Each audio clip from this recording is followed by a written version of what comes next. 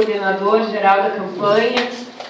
Quero saudar a todos e a todas que estão aqui hoje, nesse momento tão importante.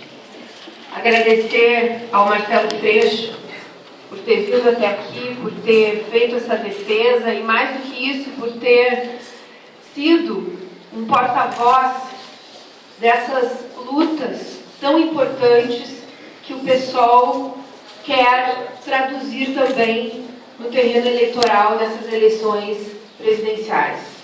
No nome do Marcelo, eu quero saudar a todos os nossos companheiros e companheiras parlamentares que têm feito um enorme esforço para traduzir em propostas concretas a nossa luta que acontece nas ruas, nas categorias, na juventude, nos bairros, e que tem feito esse trabalho com grande força, com grande garra e de uma maneira extremamente coerente. Quero também saudar o meu vice, companheiro Jorge Paz, dizendo que fiquei muito satisfeita com a escolha do partido, do teu nome, Jorge, pela tua história, pela tua trajetória, pelo que tu agregas na nossa chapa. Porque, com certeza, quando nós nos propomos a construir o novo, este novo, ele não vem do nada. Ele vem de uma história de luta da esquerda brasileira. E, com certeza, nós temos um desafio muito grande de honrar essa história, honrar essa trajetória.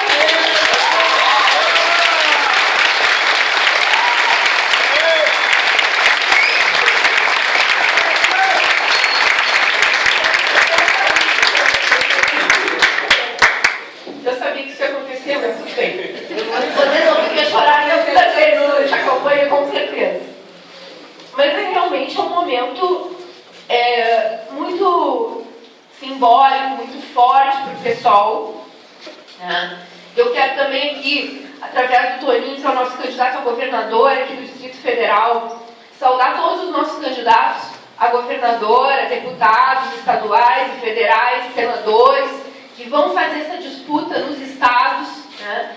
E que vão estar traduzindo também em propostas concretas para as realidades locais este programa que nós aprovamos aqui na nossa convenção. E este programa que nós aprovamos por unanimidade, e isso me parece ser um fato extremamente marcante do debate político no PSOL, porque nós temos divergências, nós temos embates, mas nós conseguimos conquistar uma vitória política extraordinária, em termos, por unanimidade, escolhido uma chapa presidencial e por unanimidade ter votado um programa que vai ser defendido por essa chapa. Isso é muito importante porque demonstra para o conjunto do partido e para todos os que observam o PSOL que nós estamos unidos nessa campanha eleitoral. Nós conseguimos conquistar essa unidade que vai possibilitar que nós arranquemos com muita força nessa campanha eleitoral. Uma campanha que vem com força, com a força da nossa unidade, mas que vem também com a força das ruas, com a força de uma juventude que foi às ruas em junho de 2013, de trabalhadores, trabalhadoras, sem teto, sem emprego, explorados, oprimidos, mulheres, homens, negros, homossexuais, que tomaram as ruas do Brasil em junho de 2013 para demonstrar a sua insatisfação com este sistema. Este sistema que nós vamos questionar. E esse é o grande desafio que nós temos. É confrontar o sistema.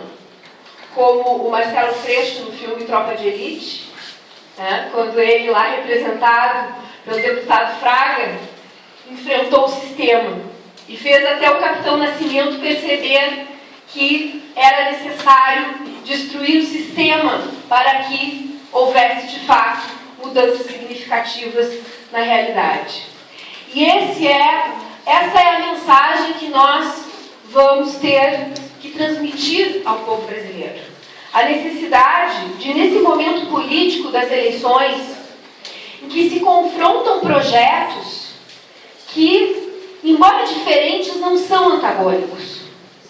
São projetos burgueses que o PSDB representa com o seu reacionarismo, o retrocesso a um neoliberalismo puro. É o projeto do continuismo representado pelo PT. É o projeto que fica no meio do caminho do Eduardo Campos, que não sabe se quer continuar o que está aí ou se quer retroceder ainda mais, porque foi ministro do Lula, mas agora está com o Alckmin em São Paulo. Não é a terceira via, ao contrário. São 3 candidaturas que, com as suas diferenças, têm uma unidade, que é a necessidade de fazer o ajuste nas costas da classe trabalhadora e do povo. Eles têm diferenças sobre como deve ser feito esse ajuste, a intensidade deste ajuste, o tamanho deste ajuste, o tempo de duração deste ajuste, quais as medidas exatamente que devem ser tomadas. Sobe mais a taxa de juros, menos, aumenta o desemprego ou não aumenta, ataca mais aqui, corta mais ali, aumento de tarifas públicas. Eles divergem na forma, mas eles têm esta unidade de que é necessário descontar a crise nas costas do povo e da classe trabalhadora. E é por isso que o PSOL se apresenta como uma alternativa de esquerda ao retrocesso e ao continuismo. Uma alternativa de esquerda que se propõe a apresentar o novo que resgata e que se propõe a ser fiel à história das lutas da classe trabalhadora e a essa expressão mais recente de construção do novo, que foram as jornadas de junho. E as bandeiras e as reivindicações que vieram à tona, que eclodiram pelo Brasil em junho de 2013, não foram atendidas pelos governos. Nós temos uma tarefa de apresentar as nossas propostas conectadas com essa indignação que tomou conta das ruas do Brasil em junho de 2013 e que seguiu se expressando de outras formas depois de junho, através das greves, dos protestos, os garis do Rio de Janeiro, os metroviários de São Paulo violentamente atacados pelo Alckmin, com as demissões simbolizando um ajuste nas costas da classe trabalhadora, e que o PSOL vai defender até a sua última gota de suor.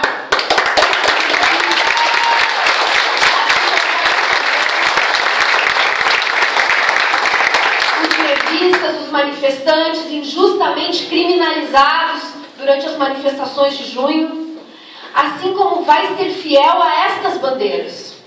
E ser fiel a estas bandeiras de junho significa apresentar um programa que possa dar uma unidade a esse conjunto de demandas que surgiram em junho e que seguiram se expressando depois, através das lutas do nosso povo. E eu cito uma delas, uma de alta relevância, que é a luta do MTST, a luta do Sem Teto em São Paulo, e com as suas ocupações, e uma delas agora, vitoriosa, às vésperas da Copa do Mundo, mostraram o imenso problema social que a Copa do Mundo trouxe ao Brasil, esse legado de alta nos aluguéis, de especulação imobiliária e de exclusão social em uma cidade voltada exclusivamente para os interesses do capital e não para o bem-estar das pessoas. E esse programa universalizante dessas demandas que nós precisamos apresentar, ele parte de uma definição muito clara, que nós temos lado nessa sociedade. E que, não casualmente, os movimentos dos Estados Unidos do Occupy Wall Street popularizaram essa ideia porque ela é verdadeira, dos 99% contra 1%. Nós queremos representar esses 99%. Esses 99% que são os que sustentam a arrecadação tributária do nosso país. Porque a primeira medida que nós vamos tomar na presidência da República, eu e o Jorge e todos os nossos ministros que estarão comandando esse país, vai ser enfrentar os interesses deste 1%. Mas nós sabemos que não vamos enfrentar esses interesses apenas enquanto governo. Nós vamos enfrentar esses interesses enquanto povo. E é por isso que nós partimos de uma definição clara de que é a mobilização do nosso povo, é a luta do nosso povo que pode nos assegurar a vitória no enfrentamento a esses interesses de poucos, porém poderosos, do 1% que comandam a economia do nosso país e que comandam a política do nosso país. E é por isso que a primeira medida que nós vamos tomar vai ser uma verdadeira revolução tributária no Brasil, para que não sejam mais os trabalhadores, a classe média, os assalariados, os pobres, que sustentem a arrecadação desse país. Hoje nós temos uma situação em que a tributação sobre o consumo e a renda significam mais de 50% da arrecadação do país. E o trabalho da Maria Lúcia Fatorelli, com a auditoria da dívida pública, é muito sério e muito aprofundado para mostrar as distorções do nosso sistema tributário, em que o povo paga para que os poucos lucrem. Este 1% das 5 mil famílias mais ricas do Brasil, dos 20 mil principais credores dos títulos da dívida pública, são os únicos que se beneficiam nessa estrutura tributária injusta, excludente, elitizada. Porque sobre o capital e sobre a propriedade, a tributação é mansa, é tímida. Os bancos quase não pagam impostos em proporção a tudo que lucram. Não é à toa que num ano já de crise econômica, como foi o ano de 2013, os bancos lucraram 70 bilhões de reais no Brasil. E essa tributação injusta sobre o povo se reflete no imposto de renda, e o pessoal está lá com a sua bancada combativa lutando pelo reajuste decente da tabela do imposto de renda, porque o governo não quer nem dar o reajuste da inflação, arrochando mais ainda o assalariado, a classe média, o profissional liberal, que paga os seus impostos e que não é sonegador. É a expressão de uma tributação injusta que permite que os exportadores não paguem tributos, facilitando a vida do agrobusiness, prejudicando estados como o meu Rio Grande do Sul, com a Lei Candir, que faz com que os exportadores lucrem às custas da falência dos estados. É uma tributação injusta que permite que o povo tenha que pagar 40% de impostos sobre o litro de leite, tenha que pagar impostos sobre o pão, sobre a cesta básica. E pior, não receba o retorno devido desses impostos. Porque os serviços públicos oferecidos à população são extremamente precários. E essa é a demanda de junho.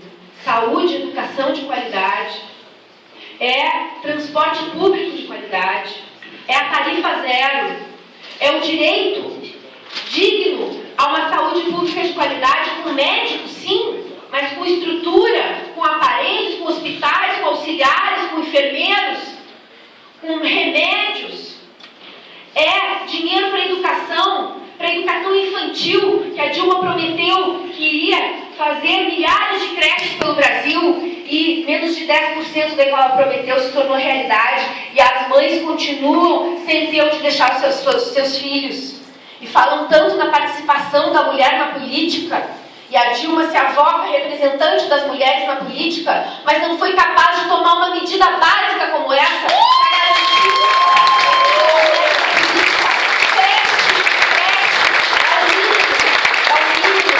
necessário para se oferecer às mulheres para poderem participar da política. É o mínimo necessário para se oferecer às crianças para terem uma educação de qualidade, para terem uma perspectiva de futuro. E nós vamos abraçar essas demandas e muitas mais.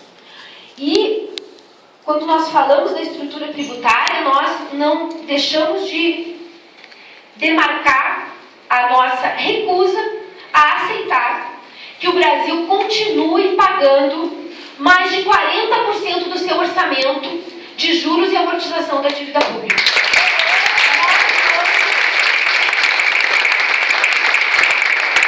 Nós vamos seguir o exemplo do Equador. O Equador conseguiu anular 75% da sua dívida. E o mundo não acabou no Equador. Teve auditoria, teve suspensão do pagamento, teve anulação de 75% da dívida. E o Equador mostrou que é possível. E nós vamos fazer. E temos expertise que já trabalhou lá no Equador, nesse processo de auditoria do Equador, para fazer aqui no Brasil também essa auditoria e preservando os direitos dos pequenos poupadores, dos trabalhadores. Nós vamos suspender o pagamento dos juros da dívida aos bancos, aos grandes especuladores e vamos garantir que esse dinheiro seja efetivamente investido na saúde, na educação, no transporte, na segurança pública, na cultura, nos direitos das mulheres, nos direitos das crianças. E nós vamos também pautar temas que os outros candidatos, os 3 candidatos do sistema, não vão pautar. Não querem pautar. Têm medo desse debate. Nós vamos pautar a nossa indignação, a nossa repulsa a esta falida, inoperante guerra às drogas que mata Amarildos, Cláudias, DGs pelo Brasil inteiro numa falsa atitude de combate ao narcotráfico que resulta, na verdade, numa verdadeira guerra aos pobres. E o primeiro passo nessa luta contra a criminalização da pobreza é a defesa da descriminalização da maconha.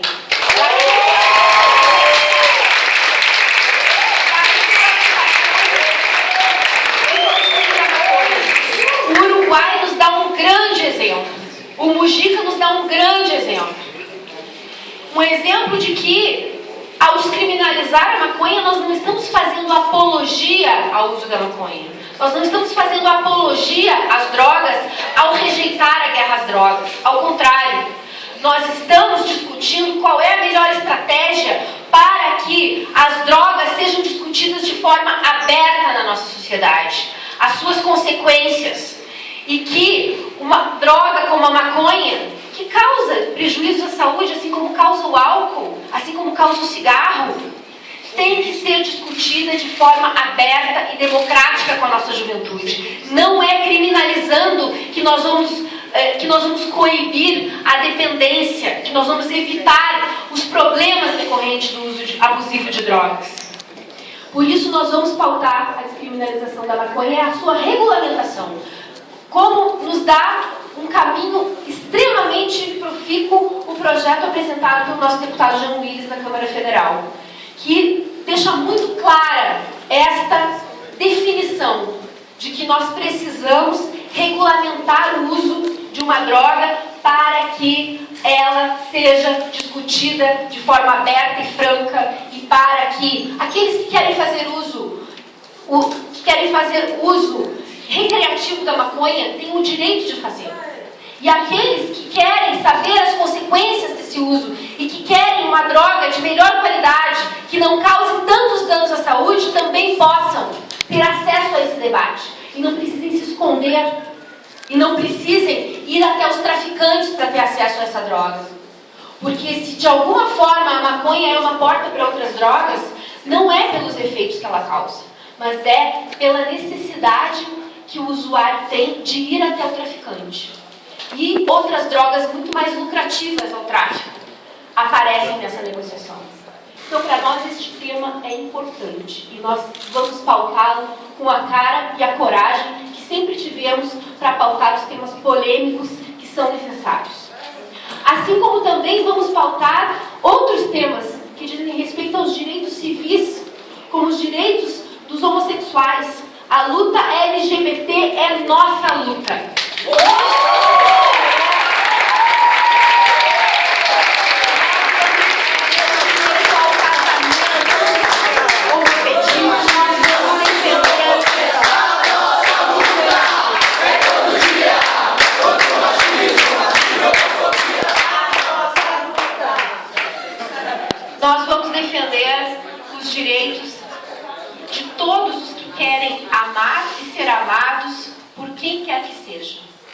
não vamos aceitar discriminação, homofobia e vamos impulsionar todas as propostas legislativas que ajudem nesse caminho de combate ao machismo, à homofobia, à discriminação, ao racismo.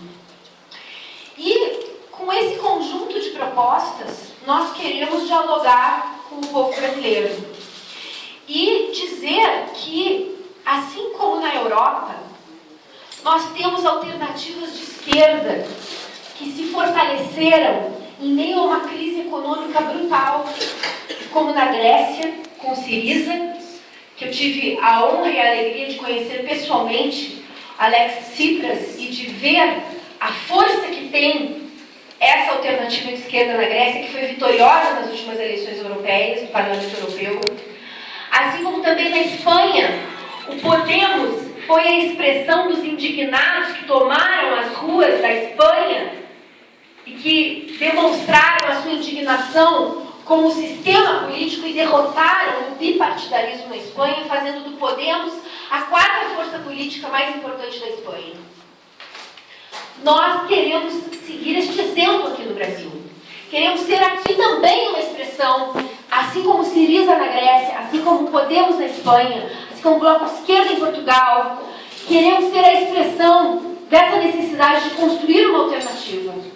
Mas não precisamos esperar que o Brasil chegue à situação dramática de tragédia social que se encontra a Grécia, que se encontra a Espanha, que se encontra Portugal, que se encontra a Europa, para que nós tenhamos uma esquerda com a força que emergiu nesses lugares. Nós acreditamos que é possível evitar que o Brasil se afunde nessa crise econômica brutal que tomou conta da Europa. Mas para isso é preciso romper com o sistema. É preciso questionar o sistema. E é preciso construir novas instituições. Nós queremos, e essa é uma bandeira que também expressa junho de 2013, nós queremos uma democracia real. Nós não aceitamos essa democracia racionada que nos oferecem as elites dominantes. Nós queremos democracia de verdade. E democracia de verdade significa participação popular, significa poder popular. Nós queremos construir o poder popular. E a nossa candidatura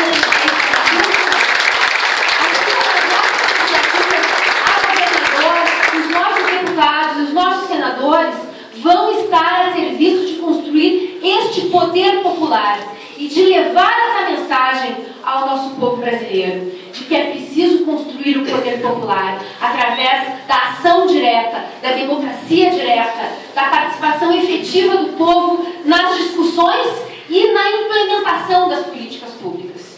E é com esse espírito de junho e da história que veio antes de junho, que nós vamos nos apresentar nessas eleições e vamos com certeza fazer uma grande campanha, porque nós temos algo que ninguém mais tem. Nós não temos dinheiro e nem queremos o dinheiro das empreiteiras que ganharam nas obras superfaturadas da Copa, que são as mesmas empreiteiras que doam para o PT, para o PSDB, para o PSB. Nós não queremos esse dinheiro. PCdoB, todos os partidos da ordem que recebem dinheiro das mesmas que se beneficiam das obras públicas, não casualmente superfaturadas. Nós não vamos ter esse dinheiro. Nós não vamos ter o tempo de televisão porque o nosso sistema político é injusto. E esse sistema político injusto que nós queremos transformar se volta contra nós, evidentemente, porque ele não quer ser transformado, porque quem ganha com ele não quer perder.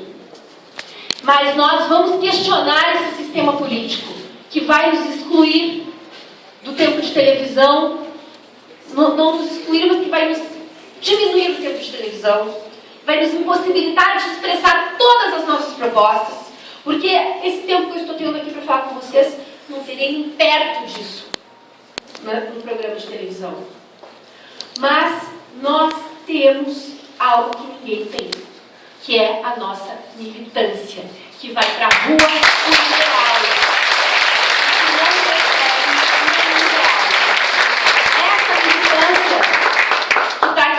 camiseta do companheiro que não recebe nenhum real, porque está na rua por ideal, é a militância que vai garantir a nossa vitória e que vai garantir que o PSOL possa se constituir como uma expressão dessas demandas populares, como uma expressão dessas lutas populares, que nós sabemos que não são nossas, são do povo, e que nós queremos ser parte da construção dessas lutas e deste poder popular, que é a única alternativa para que nós possamos ter realmente direitos para todos. Não foi só por 5 centavos, foi por direitos. Não é só pelas eleições, é por direitos que nós estamos nessa luta. Muito obrigada.